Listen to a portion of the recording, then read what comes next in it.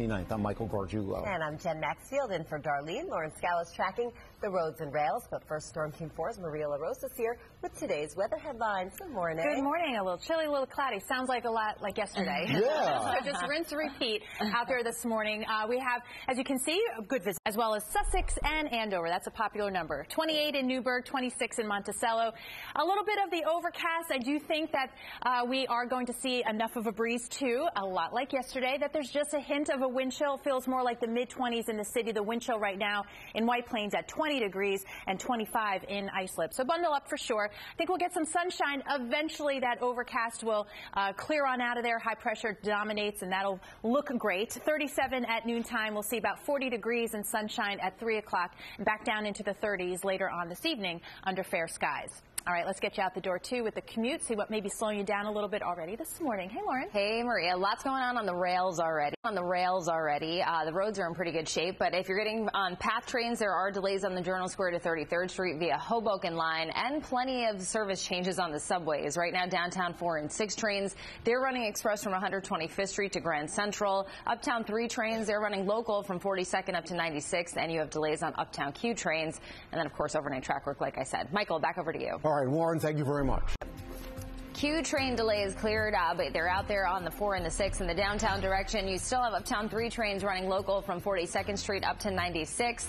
Plenty of overnight track work out there, and for PATH commuters, there are still delays on the Journal Square to 33rd Street line via Hoboken. Take a live look outside if you're headed to the... For damage, the initial quake was followed by several powerful aftershocks. Water on much of Grand Cayman is cut off, but there are no reports of anyone being hurt. When you see this video, Maria, just see just how unworldly that experience of being in an earthquake is. I mean, all the video I saw were the pools sloshing, which is frightening. These big water tanks overflowing and sloshing. It was frightening. 7.7. And now the concern today and in the days to come, I'm sure, is aftershocks. Yeah, and everyone's asking, what on earth is going on? Right. Yeah, so we'll keep an eye on that for sure. It's still pretty quiet here, thankfully. We have high pressure that's giving us that quiet weather. Also a little bit of a chill and some clouds. We have overcast right overhead, and that's keeping temperatures from really, really dropping. 35 degrees currently at Central Park and a north wind at 13, so that does give us a little bit of a wind chill factor and that chilly feel through the morning too. 36 degrees by 11 o'clock, and it will feel a little bit chillier than that. 42 for the high. With those morning clouds, I do think the sunshine will win out, and that breeze does linger. We have a boundary coming through that will sort of reinforce our cold air. So by tonight, with clear skies, lighter winds, we're dropping down into the upper 20s and teens. 13 in Monticello, down to 27 in the city.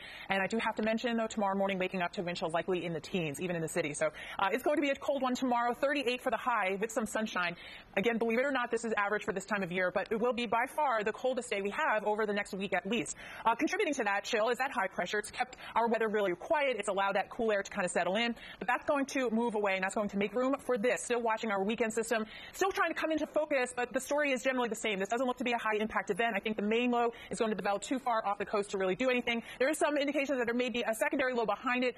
When it starts to form overland like this, it's usually starved for moisture. This is not going to deliver us a whole lot of precipitation. If you're in search of some snow, even this over the next 10 days, not looking like much falling across the Northeast and New England. So once again, we're sort of missing out on this bout of wintry weather. Heading into the first so far this morning. Here's Lauren. Thanks, Maria. It's not much of a situation, which is good news at the moment. You can see lots of green on the maps. The roads are really moving along nicely. So we'll take a live look outside, starting with the Staten Island Expressway out by Clove Road. Still very quiet out there. You'll see no also still very quiet. So like I said, no major slowdowns or problems on the roads. Alternate side of the street parking rules and meter rules, they're both in effect. Michael, back to you. Okay.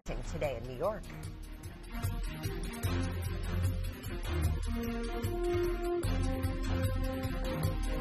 In the teens this time tomorrow morning, guys. In the teens? Take your breath away.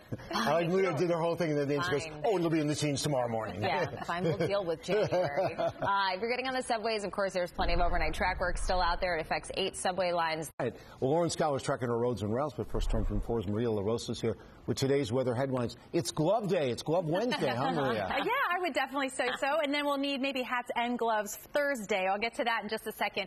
But right now, the Northeast, New England, the wide shot showing a pretty quiet weather picture. We do have some clouds, and really that's just about it. 35 degrees out the door right now, 33 in Islip. We're down to 31 in White Plains, and a little bit of that northerly wind here, keeping it a little chillier. Feels more like 20 in White Plains, 21 in Newburgh, and the wind chill of 25 in the city. So pretty typical feeling kind of January day, although our temperatures technically will be above average. 38 at noontime, 42 at 3 p.m., fair skies and 40 degrees by the time you grab the keys and maybe head home for the day, for the evening commute.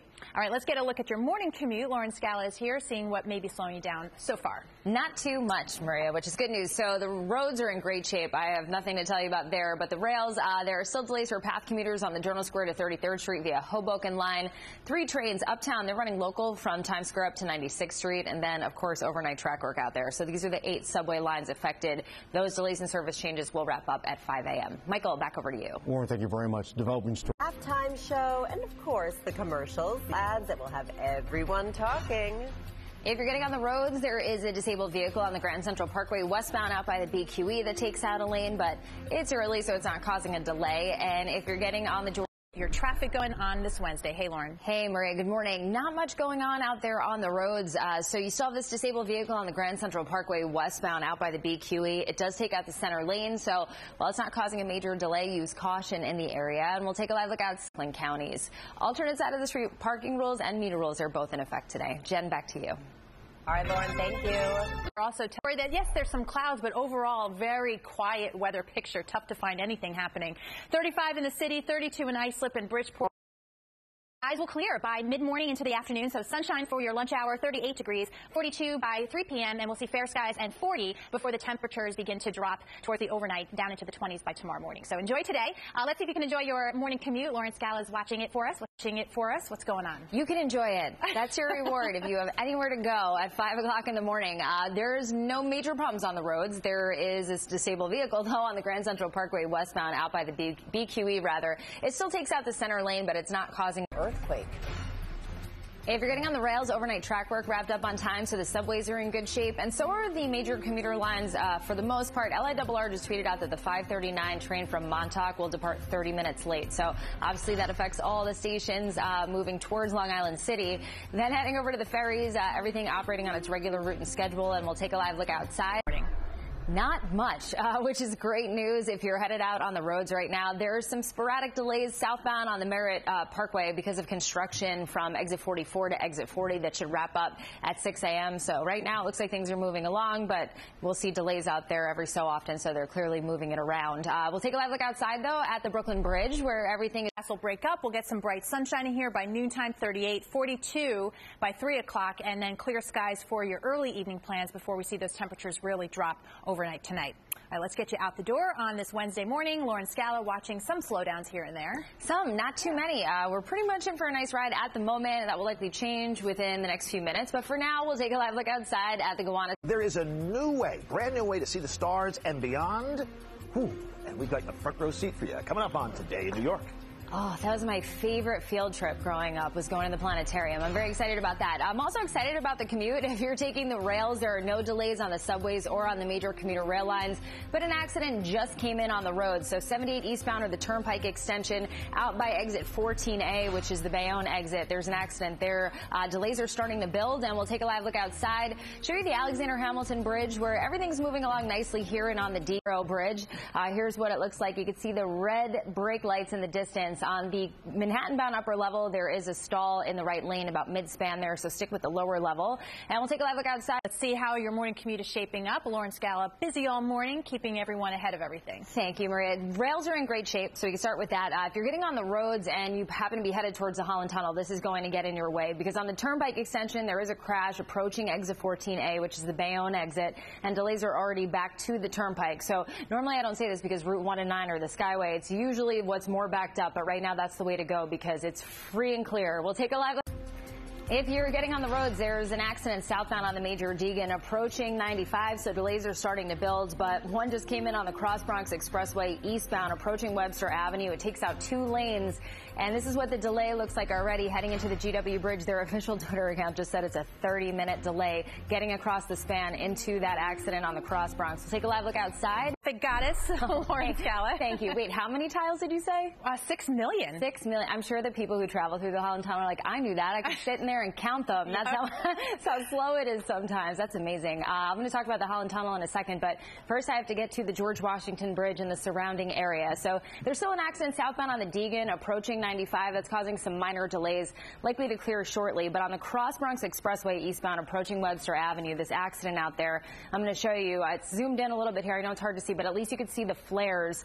Sunshine in here as early as the lunch hour, up to 38 degrees there. 42 by 3 o'clock, fair skies, quiet this evening, 40 degrees by 6 p.m. All right, let's see what may be slowing you down. It may be quite a bit out there to talk about. Lauren Scala is covering it. Thank you, Maria. Yeah, the George Washington Bridge Cross Bronx combo right now, not the place to be because of an accident eastbound on the Cross Bronx approaching Webster Avenue. So just before it, delays go back over the GW Bridge. It's just jammed because 2 lanes are blocked. And here's the approaches in Fort Lee, which you often don't see moving this slowly. So it's at least 45 minutes to get across there. Stick with the Lincoln or Holland Tunnel. It's about 20 minutes inbound at both of those.